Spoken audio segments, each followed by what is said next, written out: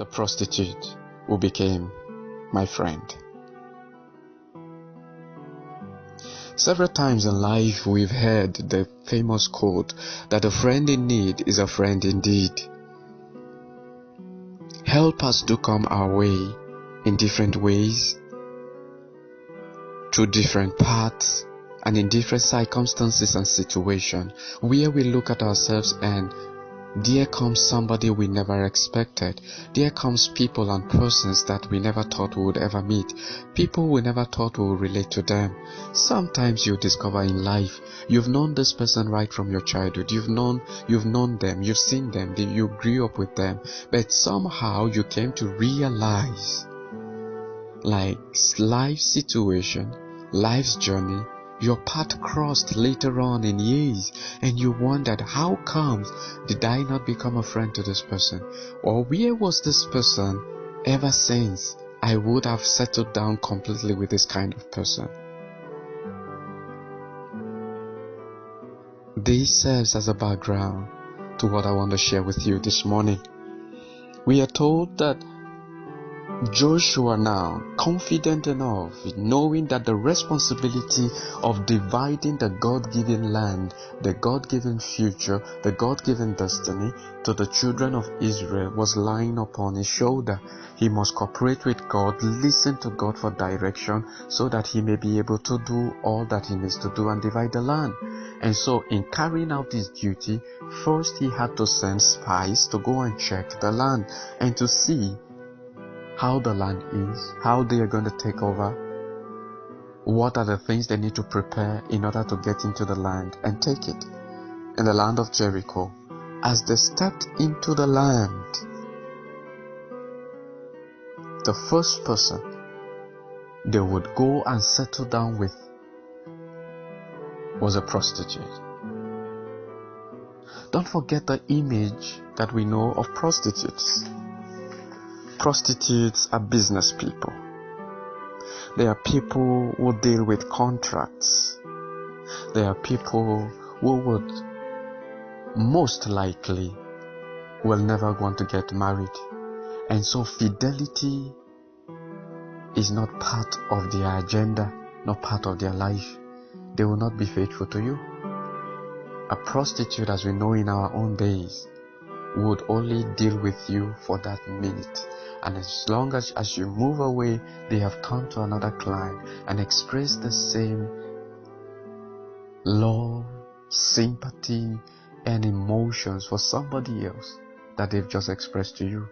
They will say the same words that they've given to others to you.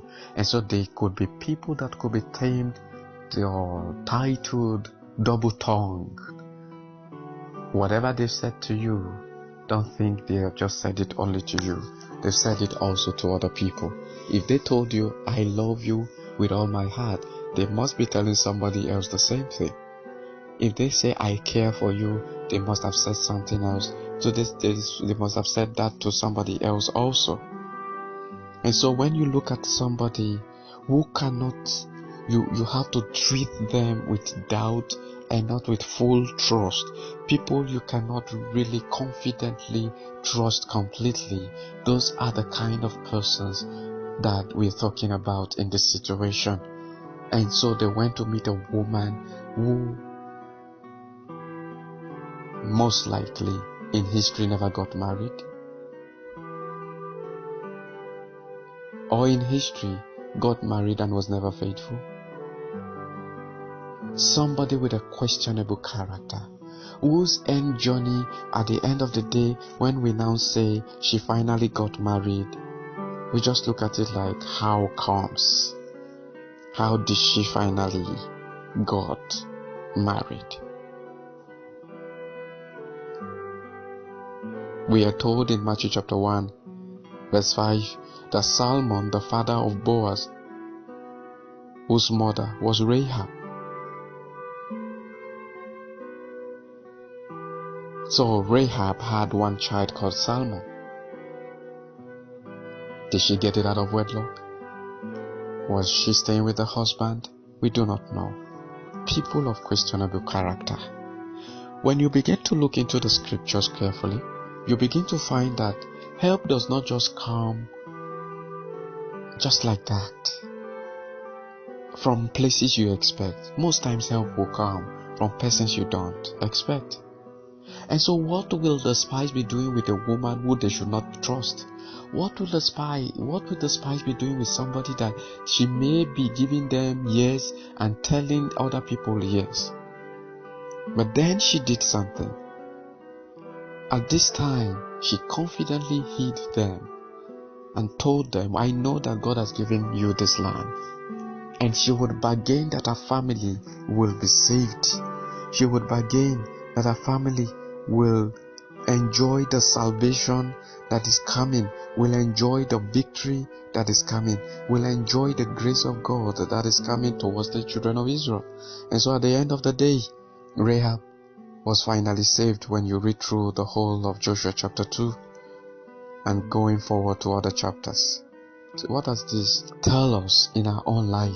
When you are conquering new grounds, the persons that will help you, the persons that may bring, that God will use to deliver you from the situation, are people that may have questionable characters or issues or questionable personalities that you may not want to have anything to do with.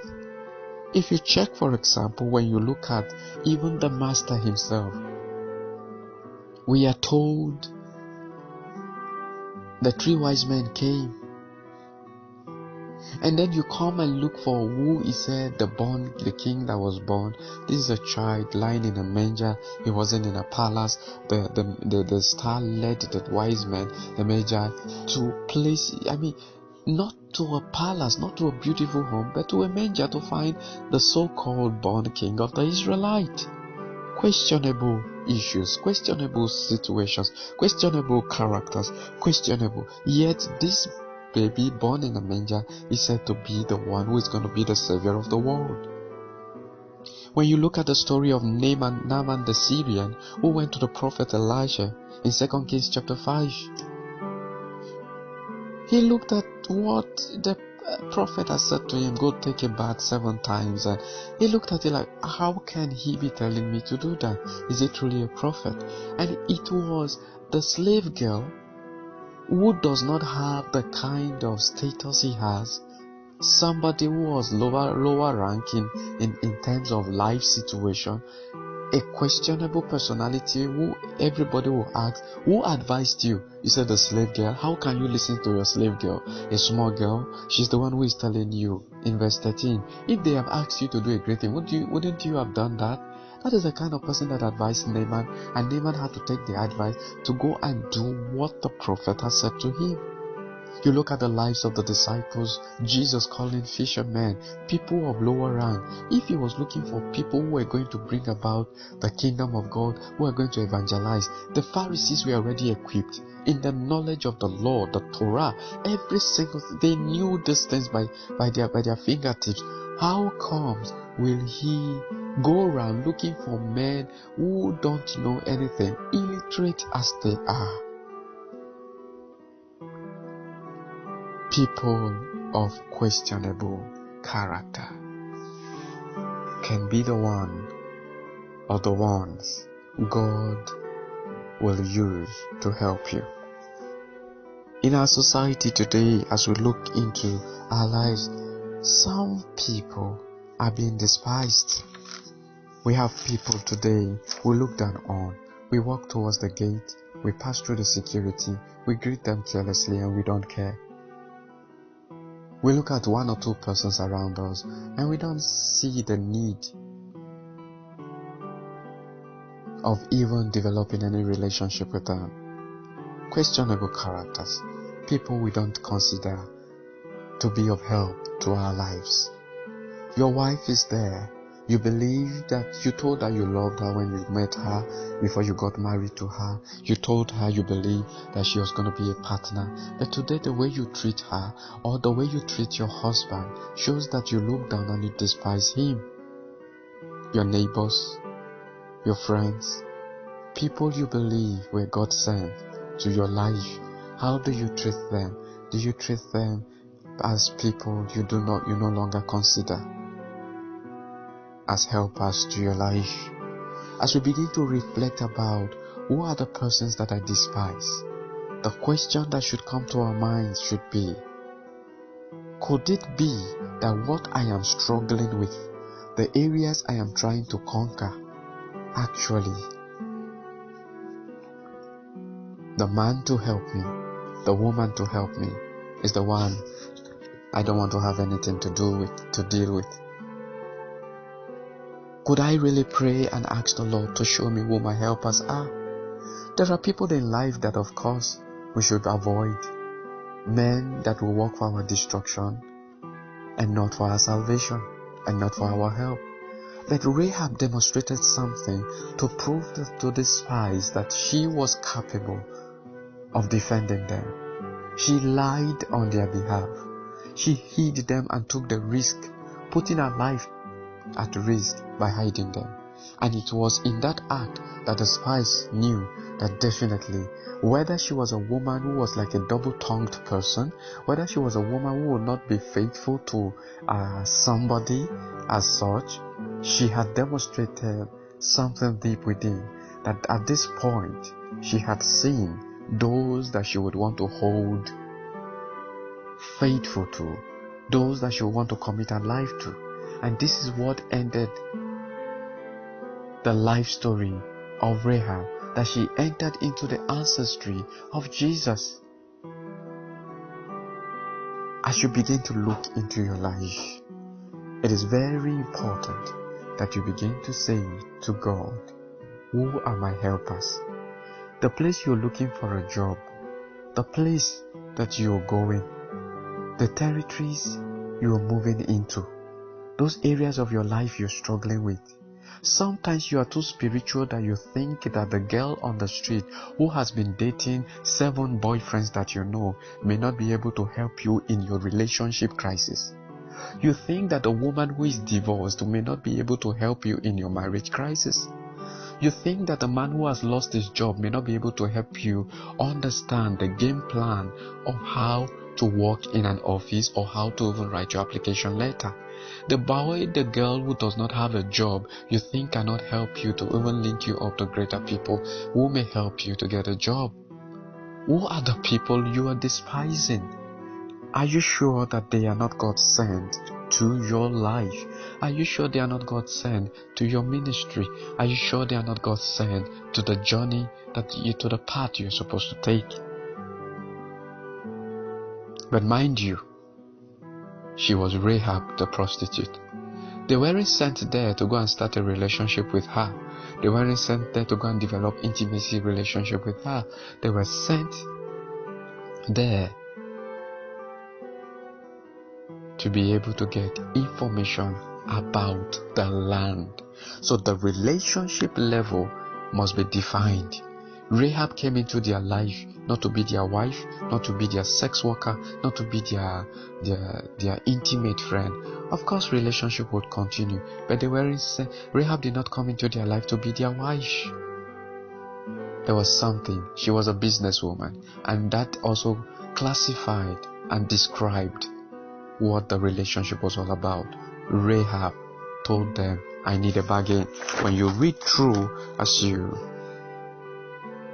you read through Joshua chapter 2, coming downwards, she had told them, you have to swear to me. In verse 12, now then, please swear to me by the Lord that you will show kindness to my family, because I have shown kindness to you. What does that tell you? Like, she knew definitely her life was at stake, but she pulled up the kindness of her heart to be able to win her the favor that she needed for herself and for her family. This must characterize your life. This must characterize every single thing that you want to do. We are told in Isaiah chapter 58, if you spend yourself on behalf of the hungry and satisfy the needs of the oppressed, then your light will rise in the darkness, and your night will become like the noonday. The Lord will guide you always.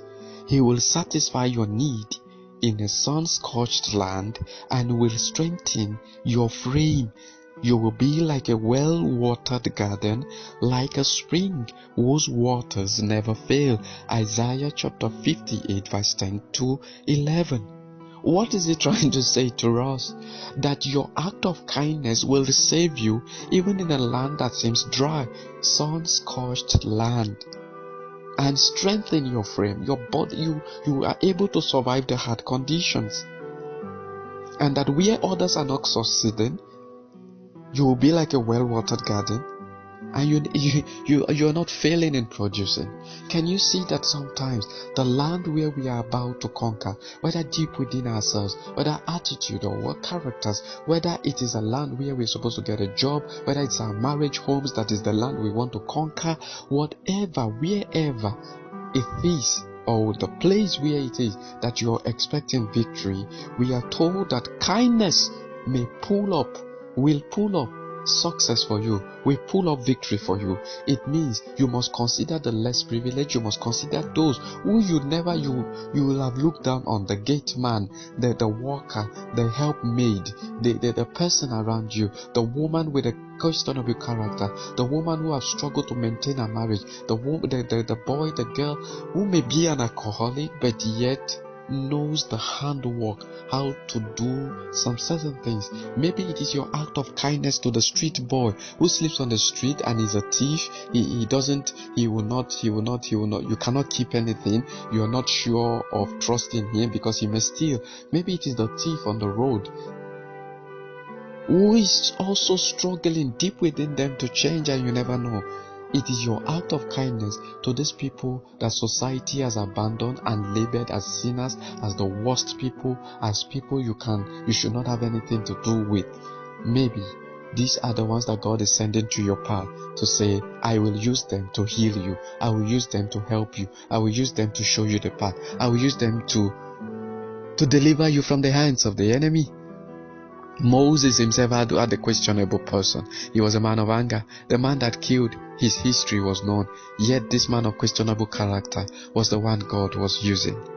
Who is the person that God is using?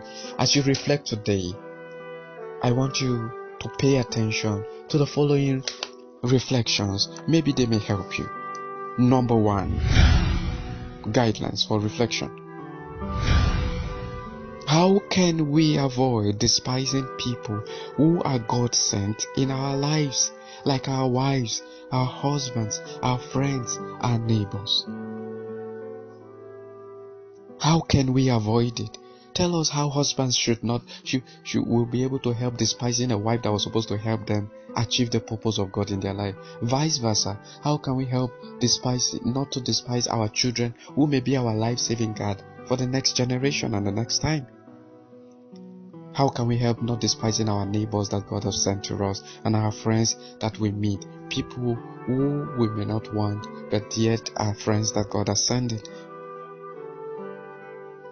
Number 2, share your experience if you've been despised, maltreated. Some of us grew up in polygamous homes. Some people experienced it in their marriage home, in their working places and all that. What has happened to you? And the question is, how did you get over being despised? When your husband never valued you, when your friends never valued you, how did you get healed from that experience? It can help your neighbor. It can help us today. Number 3, how can we relate with people who don't lead good lives? The street boys, the street kids, the prostitutes, the destitute, the poor fellows, the people who we may not want to have much relationship with, those that have failed us, those that we look at them and we say we have question marks on their lives. How can we associate with them without allowing them to influence us with negative attitude? But then, how can we associate with these people and still work with them in the society so that we do not lose the information that we need in our God-given territories and lands, in our God-given areas of life where we need help to conquer? Number 4, how can we know that the person in front of us is God sent? For Rahab, she demonstrated something of trust. She put her life down. She was able to show them that I'm going to save you. Don't be scared of me and say that I'm not somebody to be trusted because I'm a prostitute. She did something.